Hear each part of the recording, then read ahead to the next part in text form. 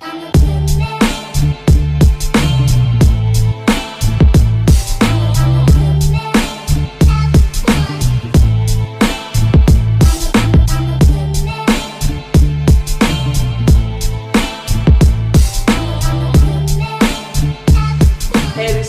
Keep It Real message of the week, and I just want to share with you my heart of something that I've been learning about this morning. Really, as I was just reading the Word, I was so challenged by hearing about this guy named Gideon in the Bible. And basically, Gideon, he feels that he's not really good enough. He doesn't feel like he has it all together, and yet this is someone who God is asking to be a leader. This is someone who God is saying, hey, I want to use you to do great things. And so as we talk about his calling, and by calling it, I mean God's asking him to do something. You know, God is asking him to go and do a certain task. And in the same way, just personally, you know, God has called me, if you want to call it that, called me to be a youth worker. And so, you know, I just feel that I need to work with youth, and like that's the heart and passion inside of me, and I can't shake it off. And so God's called all these different people in our world to do different things, and not one is greater than the other. But as you look at this dude named Gideon, he basically he grows up in this area, Israel, and they have just been robbed. They have just been attacked. So you can just imagine the uproar that's happening, of just families torn apart, of things like bad stuff just happened to your house. You feel violated, right? And it actually says in Judges chapter 6 verse 5, and they're stripped bare, so Israel was reduced to starvation. And then Israel they cried out to the Lord for help. And so if you're starving, that's a pretty serious thing.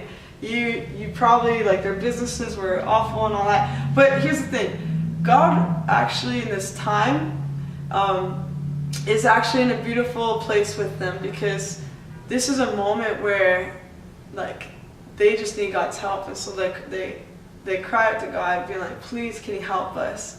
And here's a challenge for you.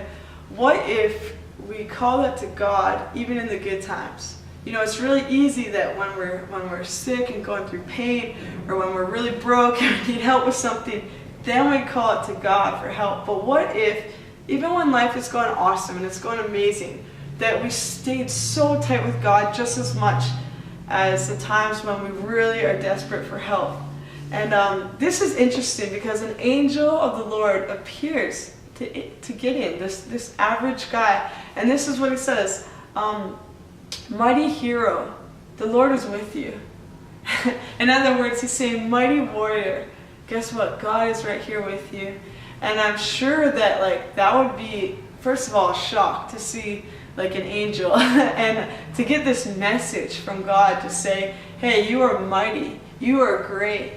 And you know, Gideon is this kind of guy who doesn't feel like he's really that good enough. In fact, he probably thought of himself to be opposite than what God just saw him. And here's the thing, God sees us in our full potential before we even see it in ourselves. And it's like, you look at a character like Gideon, it's like, why did God choose Gideon to be this leader? And I truly think that it's like God called him because he knew that, one, he'd be humble, and that he would not be someone to take all the fame and to just try and do life on his own, but he's someone who he's like, I don't know if I'm ready for this. But yet God still calls him. And in verse 14, it says this, that go with the strength that you have and rescue Israel. I'm sending you. I'm sending you. And just being able to be sent out is amazing. You know, Gideon doesn't feel like he's strong enough, but sometimes the little bit of strength that we have, that's all that we really need. And God provides the rest of the strength. God comes through and helps us out. And yeah, sometimes even personally when I'm traveling, I get tired. You get jet lagged, or you go to different time zones, or you're staying in different people's houses and hotels, And it's exhausting. And I'll just say to God, I don't know if I have enough to give to this certain group or this church. And God's like, just go as you are, and I'll help give you the rest of the strength. And I have story after story of times He's come through and He's given that strength right when I needed it. And of course we're supposed to obey rest and honor that, and so that's not to take that away. But if you're feeling like you're just weak, or you don't have enough to get out of bed, or enough to just go meet up with friends, or to do what God's called you to do, just a little bit that you have, God still wants to use you and do great things through you. And in verse 15, this is actually really, really neat and interesting. And I think a lot of us can relate with it, because it's Gideon talking, saying, "How can I rescue Israel? My clan is the weakest in this whole tribe, and I am the least in my entire family." So Gideon feels like he has no value. He's thinking, okay, first of all, my group of people, like my family, is like the weakest. And he's like, and not only that, but in my whole family, like I'm a nobody.